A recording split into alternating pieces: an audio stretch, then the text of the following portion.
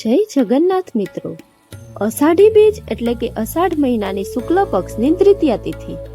આ એ પવિત્ર દિવસ છે જે સમગ્ર ભારતમાં અને ખાસ કરીને આપણા ગુજરાત અને કચ્છી માડુઓ માટે અત્યંત ખાસ અને પવિત્ર માનવામાં આવે છે.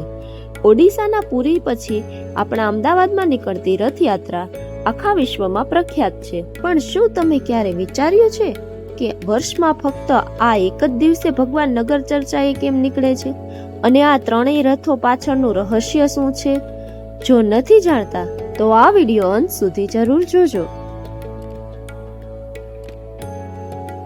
પૌરાણિક કથાઓ અનુસાર એકવાર ભગવાન જગન્નાથજીના બહેન સુભદ્રાજીએ પોતાનું મોસાળ એટલે કે દ્વારકા અને આખું નગર જોવાની ઈચ્છા વ્યક્ત કરી હતી.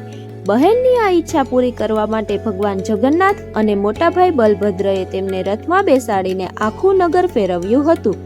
બસ ત્યારથી જ દર વર્ષે અષાઢી બીજના દિવસે આ રથયાત્રા કાઢવાની પરંપરા શરૂ થઈ.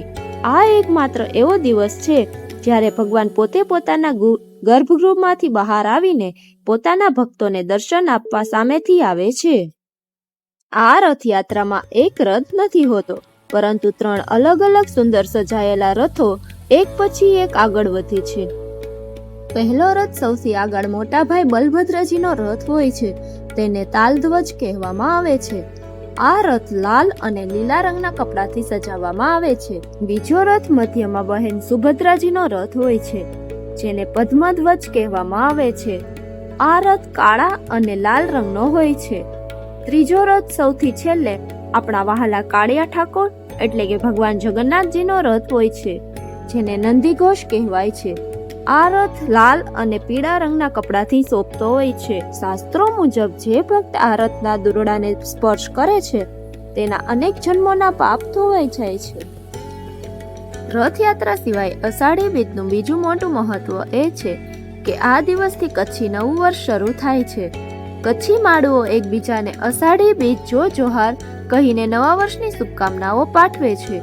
સાથે જ આપણો દેશ કૃષિ પ્રધાન છે અને અષાઢી બીજ એ ચોમાસાની શરૂઆત માનવામાં આવે છે. આ પવિત્ર દિવસે ખેડૂતો પોતાના હળ અને બળદની પૂજા કરે છે અને ધરતી માતાને વંદન કરીને નવા પાકની વાવણીની શરૂઆત કરે છે. તો મિત્રો, અષાઢી બીજ એ માત્ર એક તહેવાર નથી, પણ ભક્તિ, સંસ્કૃતિ અને કુદરતનો અદ્ભુત સંગમ છે. તમે આ વખતે રથયાત્રાના દર્શન કરવા ક્યાં જવાના છો તે કોમેન્ટ બોક્સમાં જરૂર જણાવજો. જો આ વિગતવાર માહિતી તમને ગમી હોય તો વિડીયોને લાઈક કરજો, તમારા મિત્રો સાથે શેર કરજો અને આવી જ અદ્ભુત ધાર્મિક વાતો ગુજરાતીમાં જાણવા માટે અમારી ચેનલને હમણાં જ સબસ્ક્રાઇબ કરી લો. જય જગન્નાથ.